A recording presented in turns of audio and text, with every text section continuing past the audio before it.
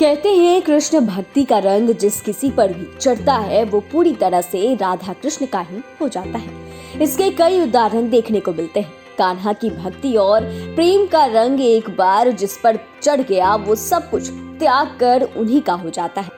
आम लोगों को तो कृष्ण प्रेम में डूबते आपने भी देखा ही होगा, लेकिन कई लोग तो ऐसे भी हैं जो आईपीएस बनकर भी संतुष्ट नहीं हुए। पुलिस की नौकरी में उनका मन नहीं लगा और उन्हें कृष्ण की धुन ऐसी लगी कि अपनी वर्दी को छोड़ वे पीतांबर धारी हो गए। किसी ने राधा का रूप धारण किया तो कोई कथावाचक बन गया, वहीं कुछ ने तो कृष्ण प्रेम में अपना नाम तक बदल दिया। आज हम आपको ऐसे ही कुछ पुलिस अधिकारियों के बारे में बताने जा रहे हैं। बिहार पुलिस के पूर्व डीजीपी गुप्तेश्वर पांडे का नाम इस लिस्ट में शामिल है। उन्होंने सितंबर 2020 में वीआरएस लिया और भक्ति की राह पर चल पड़े।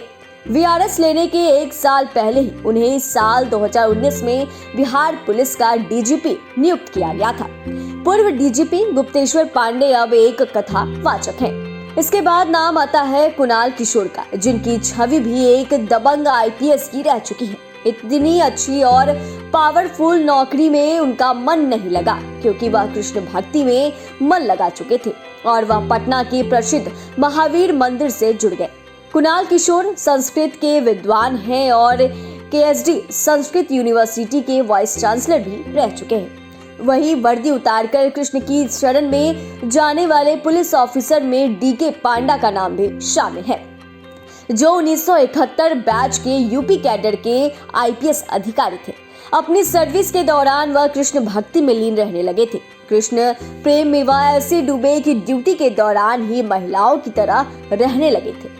इसके बाद उन्होंने साल 2005 में वीआरएस ले लिया। अब वह अपना राधा का अवतार छोड़कर बाबा कृष्णानंद नाम धारण कर चुके हैं। भारती अरोड़ा हरियाणा कैडर की आईपीएस थी।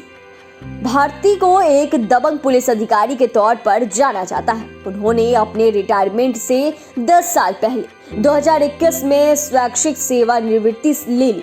वीआरएस के लिए भेजे गए पत्र में इसकी वजह बताते हुए लिखा था कि वह चैतन्य महाप्रभु, कबीरदास और मीराबाई की तरह कृष्ण भक्ति करना चाहती है। तो ये वो आईपीएस ऑफिसर हैं जिन्होंने राधा कृष्ण के भक्ति के सामने अपनी वर्दी तक को त्याग दिया और राधा कृष्ण की भक्ति में लीन होकर सदा के लिए उनके ही हो गए।